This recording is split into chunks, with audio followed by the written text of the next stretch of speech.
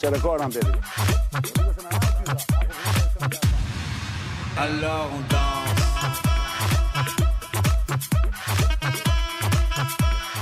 Pra, vullat e Berisha dihet se është një lajm jo i ri, sepse ka disa ditë që ka ndodhur Iliazaj. Po pyetja që un kam për ty sot, dhe stojmë bashkë, nëse ti më lejon, është a ra miti amerikan në Shqipëri apo jo? Të gjithë, edhe unë dhe ti dhe të gjithë, ndoshta ndonjëri vetëm e eshu, mendonim që vullën do e merrte do e mbante Basha, jo se i takonte, le ta themi, jo se i takonte, fatikisht, por sepse nga konjunktura ndërkombëtare, që kemi thënë vetë, politika e brendshme është politika e jashtme etj. Politika e jashtme është politika e brendshme,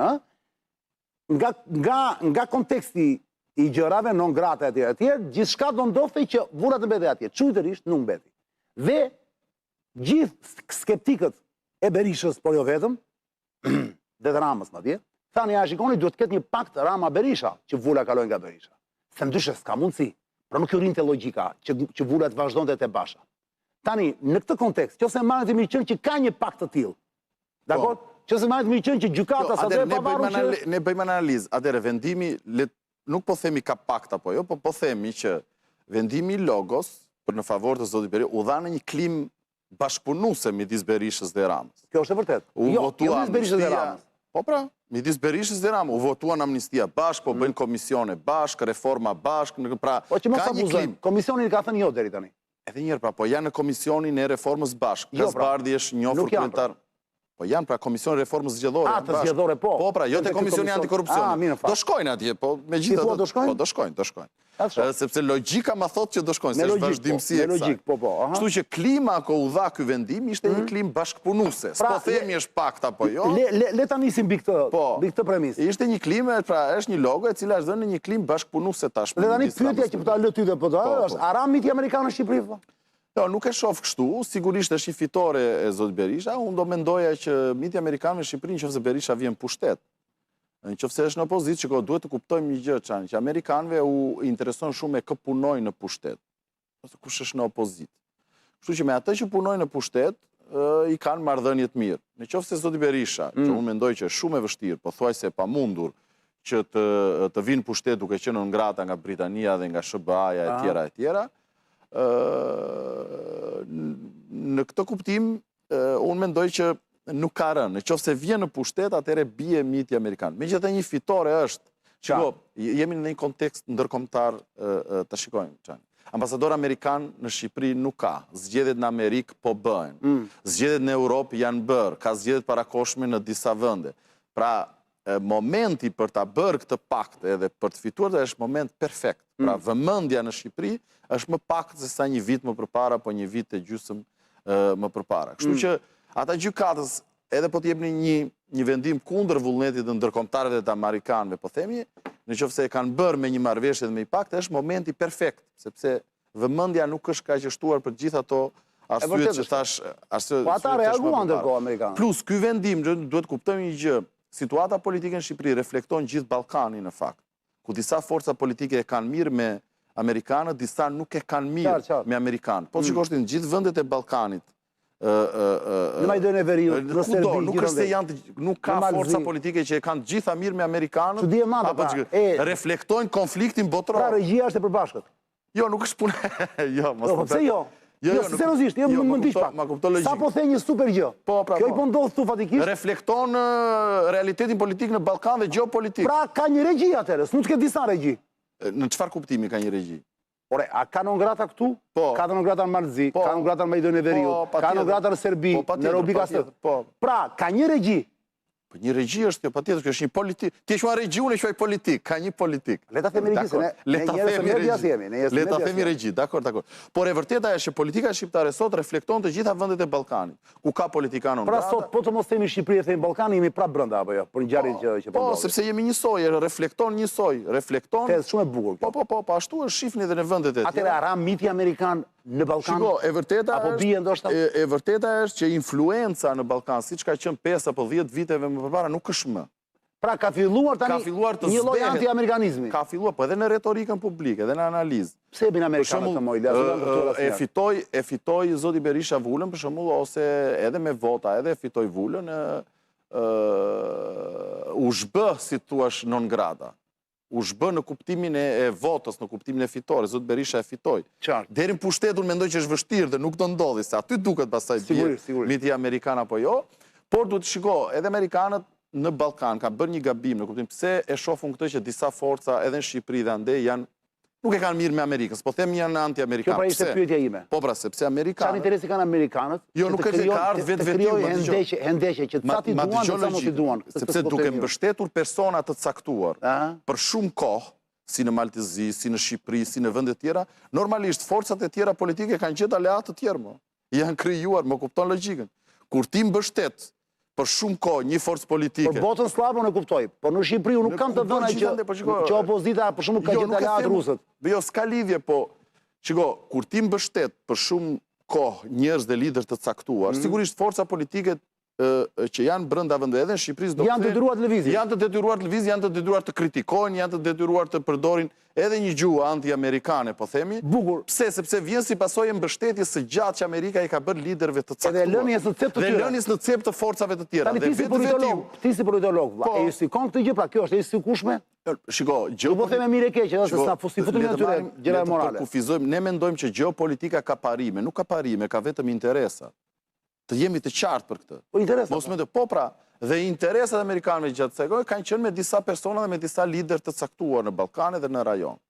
E në këtë kuptim, liderët e tjerë dhe forcat, se s'mund ta zotroj të gjithë, dhe forcat e tjera janë bërë, s'po them armiqësore, po janë bërë jo amerikanë. Pra ti thua, ky ishte shteg i detyruar, i zgjedhur nga amerikanët, nuk kishin asnjë shteg tjetër që ta mbanin mirë me të gjithë. Është vetë, shiko, është vetë Ballkani, nuk është se jemi në Europë edhe i ndodhen, pa edhe në Europë ka, që ka patjetër. Aty janë të hapura fare. Kështu që politika nuk është asnjëherë totale, ka fraktura. Fiton njëra apo tjetrën për një moment, por... Po ja, pra çdo i forci sot një pro-amerikanit të thekur, dhe du t'jenë shumë në Shqipëri, kur ai dëgjon këtë analizë dhe dëgjon që amerikanët papritur nuk kanë më mbështetje totale si ishin deri para 10 vitesh, ju ka humbur për këto arsye që the ti.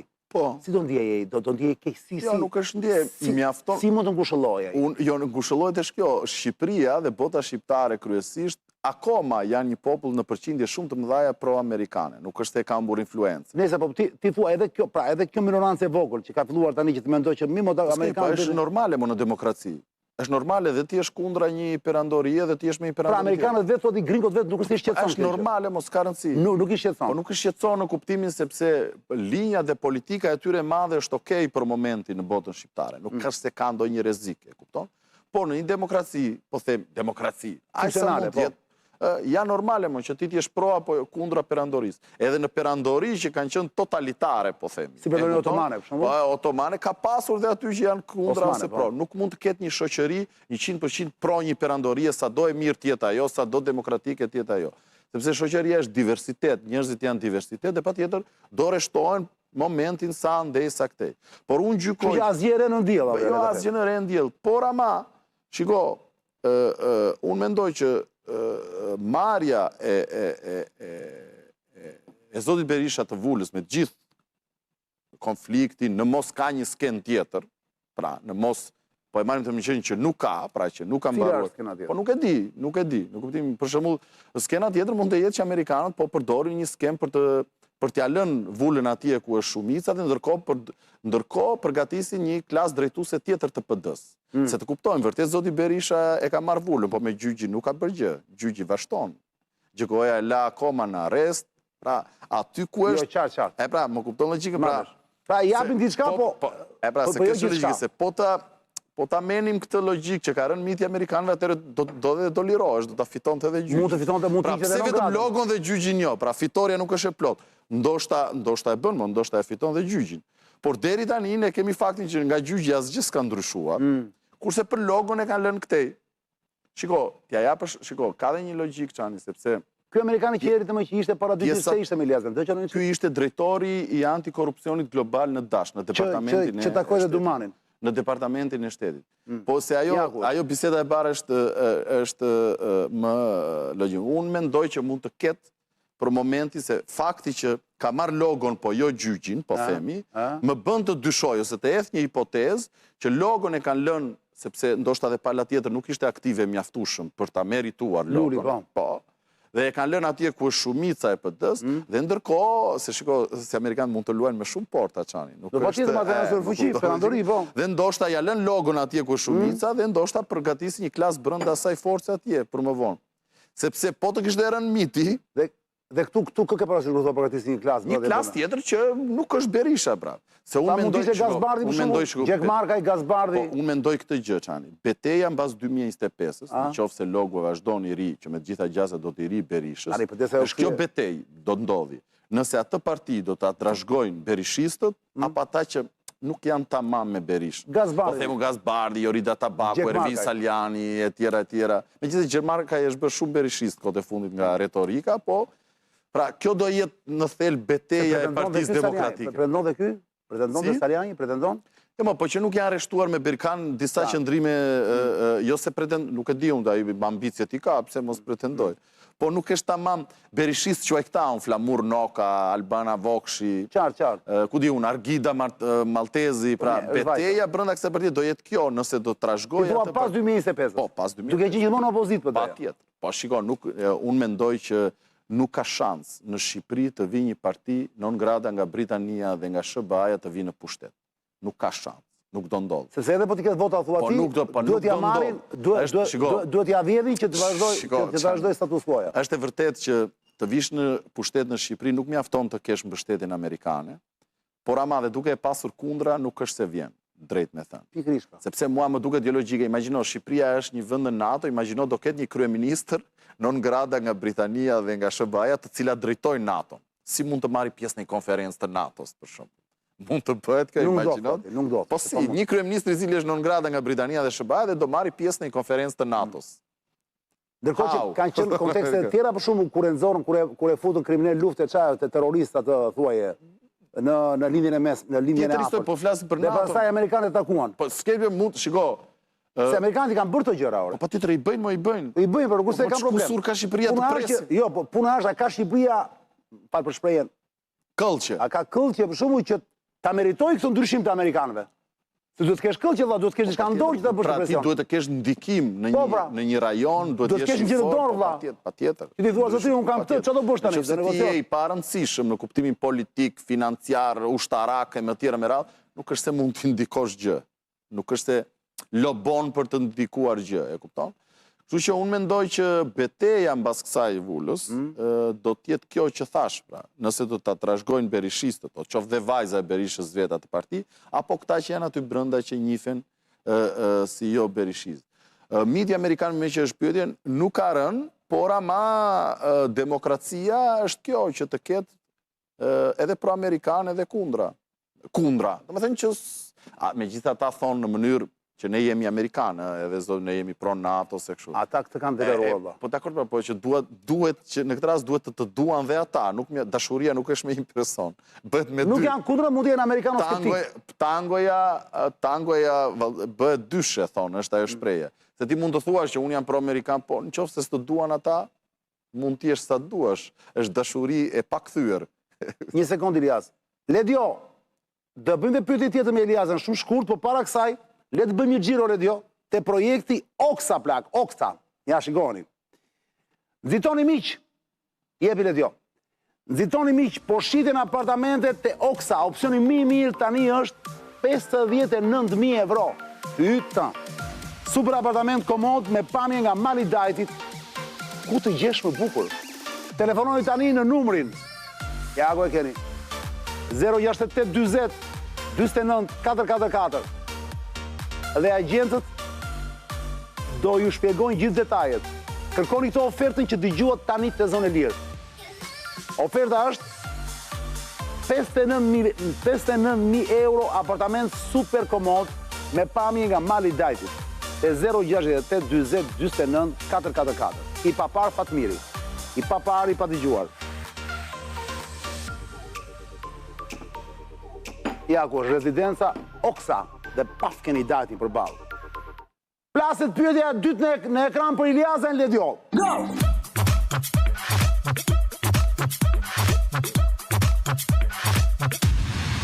Alors on danse. Sa kohë kemi këtu? Këtu kemi Ora është, sa minuta kemi Eliazën këtu vlla? Nga që mbyllët që emisioni që më herët. Okej, dakor. Mirë, në rregull, jo thjesht për të ditur se si. 15-20 minuta kam përshtypjen. Je i sigurt e kjo? Po. Okej. Po pastaj me Bertin? Me Dragotin? Pjesa që mbetet. Po sa mbetet pjesa? Se minimumi gjysmë është më duhet apo jo? Po diku aty. Pra, ti thua je i sigurt e kjo që kam 25 minuta me Eliazën? 20 minuta kam përshtypjen, ose çerekore, më duket se e gabim. Le themi 15 minuta na duhet me Eliazën për këtë temë plak, nuk na duhet më shumë për këtë fabull. 15 minuta. Eliaz, Rama Berisha.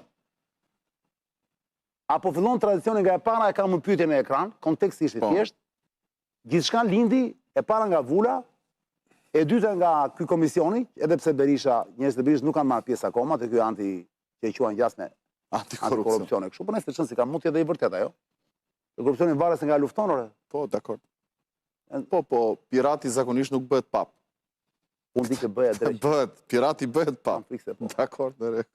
Sa e burë kjo pirati pap. Se këta janë piratët dhe duan të bëjnë pap, praktë. Burë kjo. Se është e bukur shumë. Italisht kjo, është italiane kjo? Është shpreh italiane. Po si thuhet italisht?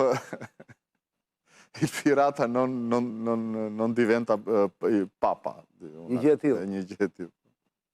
E ti pse e thash këtë pirati nuk bëhet pap? Sepse këta duan të luftojnë korrupsionin, por ndërkohë, kush e ka për korrupsionin në këtë vend? Or Elias, pa ai që bën shiun të bëjë të diellin. Mirë, pra, unë mendoj që pirati nuk bëhet pap, ti mendon që bëhet, dakor, në rregull, e kupton. Po ç'na më thon historia pra? Pirati unë e kam fjalën për klasën politike shqiptare, opozit-depozit. E di pa e marrë. Një klasë e cila perceptohet nga opinioni publik. Se tiksa të drejtësisë i ndan për shembull, tek këta i quajnë UFO, nuk i quajnë njerëz që kanë jetuar ata këtu. Me të drejtësisë, patjetër në sistemi gjyqësor këtu në 34 vjet kanë qenë nga pushtetet më të korruptuara. Tani ky që është më për shembull, apo ky është i imunizuar thuat, nuk është imunizuar. Kush tha që është? Mirë, dakor. Po kushdo që të jetë më. Ta ka fillon pirat dhe pap ka gjithandej më duart. Po mirë, në rregull. Në këtë kuptim. Po ta marrim si një të tërë, mo. Po ti ndajmë pastaj për arsye metodologjie, po. Çani ne duhet do ta shpjegojmë që të pyetjen për publikun. Po, do ta shpjegojmë.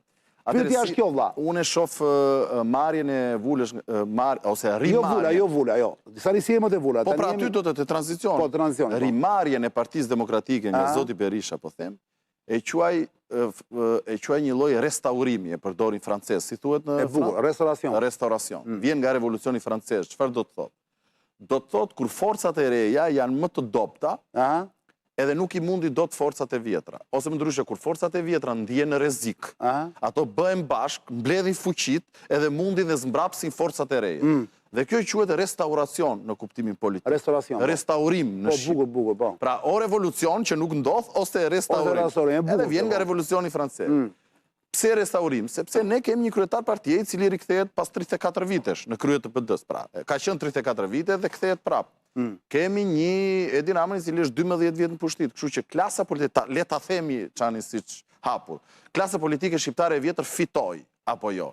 Në këtë kuptim unë them po. Tranzicioni shqiptar sapo ka rifilluar, ose mund ta quajmë tranzicioni numër 2. Jo 1, po 2. Për arsyen sepse klasa politike e vjetër fitoi, restaurimi ndodhi, forcat e reja ishin të pamjaftueshme ose ishin më të dobta se forcat e vjetra. Dhe ti nuk ke nevojë as të presësh këto zgjedhje për të konfirmuar tezën tënde. Nuk kam nevojë fare për të presë. Se ti thua gjithë partitë e tjera, për shembull, Adriatik Lapaj, Gonshej, do jenë aty, po jo, do jenë aty, po se shikoçan. Jo, më thuaj, prandaj provokoj. Do jenë aty, por nuk do ta rrezikojnë klasën e vjetër. Sigurisht mund të dalin, po sistemi Berisha Rama nuk do ta rrezikojë. Nuk rrezikohet, thua, nuk rrezikohet sepse është një sistem i fortë, i konsoliduar. Dhe në këtë kuptim unë them që po, tranzicion, ky është tranzicioni numër 2, ose tranzicioni shqiptar nga e para sapo ka rifilluar sepse ka ndodhur restaurimi që thash. Shiko çani, ne mendojmë që me që kanë kaluar 34 vite tranzicion në Shqipëri dhe ai do mbaroj.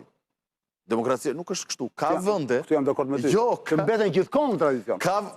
Ka vende, sidomos në Amerikën Latine, që kanë 60 vjet, 70 vjet tranzicion. Është teza ime kjo, kemi bërë e ela. Para sa kohë kam thënë, je modeli Amerikës Latine. Po pra, dakord. Po jo për ta sqaruar dhe publikut që ka vende që kanë tranzicion 70 vjet më. Ne jemi modeli Amerikës Latine, je dakord me mua. Me këtë restaurim, edhe me këtë konsolidim jo të demokracisë, po të klasës së vjetër politike, Këtu ka rrezik që tranzicioni zgjat 50 vjet. Edhe më shumë do është. Po shiko, Oçani dëgjoj. Këtu ka lindur tani e drejta e monarkisë familjare ose monarkisë politike. Nëse zoti Berisha e mban partinë për 35 vjet dhe ka të drejtën të trashëgoj vajzës, pse s'ka të drejtë Rama t'ia trashëgoj gruas apo djalit? Pse jo? Pra ne kemi ndërtuar një sistem politik që quhet monarki politike familjare. Unë jam për kështu, unë dhe votoja. Nëse një palë ka të drejtë të rritë 35 vjet, pse pala tjetër s'ka mo? Totalisht po. Nëse një palë ka të drejtë ta trashëgoj partinë, pse të tjerët jo? Nëse një parti politike, njëre merr burri, pastaj gruaja, pse jo? Ore ç'ndodhi me metën më. Pse jo mos ta trashëgoj dhe Rama? Ç'a të keq që kam? Këtu do vemi. Është i bukur, jo, është logjika është sa. Po pra. Ore një parantezë vlla, se kam si pyetje.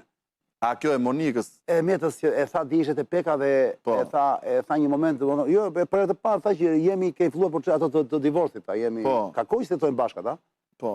Ore, ti beson vërtet se ka shumë njerëz që thonë që është fake më burr, që e bëjnë me qëllim. Po, shiko, janë të dyja tezat. Një tezë thotë që e bëjnë këtë për të shpëtuar çfarë është e mundur, politikisht, ekonomikisht, po duash ti. Është dhe teza tjetër që zoti Meta, shiko, ndonjëherë pushtetarët kalojnë në ankth dhe në paranoja politike, duket sikur kanë armiq gjithandej.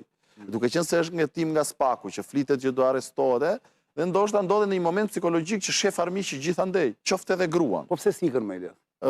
Nuk e di këtë gjë, po se patologjit na mbajnë, Çan. Ti e të shpreh, ne patologjit na mbajnë. Politika është patologji. Është sëmundje. Pra, për zotin Ametaj nuk ishte patologji. Si? Jo, janë lider ata, mo. Qa Ametaj tani, mos krasoj për disa njerëz. Po, pra, për disa njerëz, pushteti është patologji, më është sëmundje.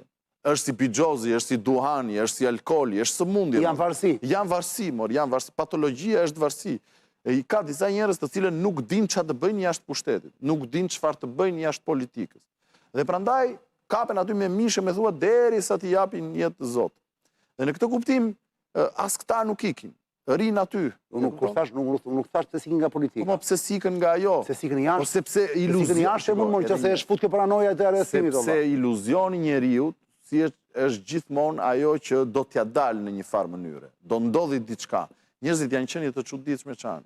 Shpreson në një deus ex machina, do një ngjarje që mund ta shpëtojë ose një ngjarje që mund ta arrit ta kapur. Po ç'na mëson historia politike? Ka ndodhur që kanë shpëtuar këta që kanë besuar te këto? Po shiko, një deus ex machina, pra do ndodhi diçka. Shiko, po kam pyetje tjetër unë. Unë mendoj këtë, e nisem nga premisa, ky restauracioni që ndodhi, restaurimi midis Ramës dhe Berishës. Varet çdo ndodh, varet çdo sjellje. Do sjelli shpëtimin e të rinjve dhe të vegjëlve apo eliminimin e të vegjëlve. Sepse restaurimi mund të ketë dhe në plan në eliminimin e të vegjëlve. Pra i ka dy anët. Ta shohim. Zotin Meta nuk e pa shumë të lumtur drejt me thënë që zoti Berisha mori logon, pavarësisht se ai tha uroj, sepse i ulet pesha politike. Se normalisht do ishte ajo varka që shpëton. Nëse Rama dhe Berisha janë në një marrëveshje, nuk ka vend për asnjë tjetër në këtë marrëveshje. Po i ti kur thua Rama dhe Berisha në marrëveshje, e beson vërtet më? Patjetër që e besoj. Logjika, po pse e besoj më Çani? Nuk kam informacion, unë përdor logjikën. Pse? Sepse shiko. Po Ramsi është shumë modern më valla. Pse ka interes Ramsi? Ja ta them unë pra interesi cili është.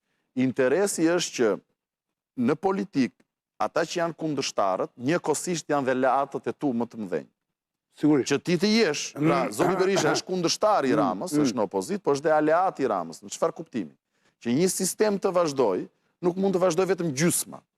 Po iku gjysma e trupit nuk jeton dot. Nëse zoti Berisha ihte, po themi, dhe rinovoi PD-ja, automatikisht do vinte një kërkesë e natyrshme që të rinovoj edhe pushteti. Dhe prandaj gjysma e sistemit ka nevojë për gjysmën tjetër. Nuk mund të jetojë gjysma e trupit pa gjysmën tjetër. Shiko, atë që e mban Ramën, atë që legjitimon Ramën në pushtet dhe forcën e tij është kundërshtari. Shiko, në politik të legjitimon kundërshtari. Nuk të legjitimon vetvetja. Kishte Luri 8 vjet, mos shiko tani. Sa arriti dot Luri ta mundte. Dakor, pra. Sigurisht që nuk arrit, po normale pa mandate, pa me Amerikën kundra, e tjera. Jo, para se të hyjë Amerika kundra. Por dojë mandate tani nuk e kishte. Ku e kishte Amerikën? Prishi marrëveshjen. Plas 2021-shin apo? Po pra 2021-shin. Bojkotoi mandatet, s'kishte asnjë bashki. Se ndodhi përpara bojkoti mandatet. Ndërua kodi zgjedhor që lejuan amerikanët të ndodhet tani. Më vjen keq si do fitosh. Madje pa bashki, pa mandate me kod, unë mendoj që ishte fitore e madhe jo. 35.000 vota më pak ishte në 2021. Vërtet është. Ishte rezultati i rëndësishëm edhe i madh që ndodh. Por ajo që them unë pse mund të ketë marrëveshje sipas logjikës time, është sepse logjika më thotë që në të vërtetë në politikë nuk të legjitimon forca jote, ajo po sigurisht, por të legjitimon kundërshtari. Pra në politikë bëhet pyetja kë do mundësh. Më kupton logjikën? Unë jam i qapa, puna është të kuptoj njerëzit. Po pra, kë do mundësh, më thuaj pse të mbajmë në pushtet, kë do mundësh? Do mundim Sali Berishën. Kjo është pyetja. Dhe kjo i mobilizon dhe socialistët, edhe ata që janë më të majtë, sepse... Ndërkohë Berishës kë intereson, sepse... Që intereson sepse ai u rikthye kryetari i opozitës me marrjen e PD-s. Ishte në rrezik, e vinte në opozitë. Po fakti që është në arrest fije, për shumë, nuk është se kjo gjë e bën të ndihet mirë, apo jo? Se që restaurimi të jetë i plot, duhet të jetë i lirë dhe Saliu, apo jo? Prandaj të thashun të logua që theti Aram miti Amerikan apo jo. Ka ndodhur vetëm një hap, e kupton? Që, por, shiko... Por ta mbyllu se është momenti do të them faleminderit dhe do të përcjell sepse më ikën minutat, mbaruan. Jo, por ta mbyllësh këtu. Ma mbyll Ilias me një fjalë, lutem. Atëre. 1 minutë. Ky është tranzicioni numër 2 shqiptar dhe tranzicioni sapo ka rifilluar. Se sa do zgjas 34 vjet të tjera apo jo, kjo është histori tjetër. Dhe çfarë të mirash dhe dëmesh do krijoj, këtë s'mundi them do sonte. Jo, sonte, nuk e bëjmë dot. Pra çfarë por vetëm produktesh do thuaj çik frëngjisht se ajo më tingëllon bukur, restaurimi. Restauracion, po, është e bukur. Ishte Ilias Ajmiq, nga Instituti Liberal Pashko. Falenderit Ilias Ajmiq. Falenderit. E përcjellim me muzikë dhe dua trokitje dhe kthehemi pas pak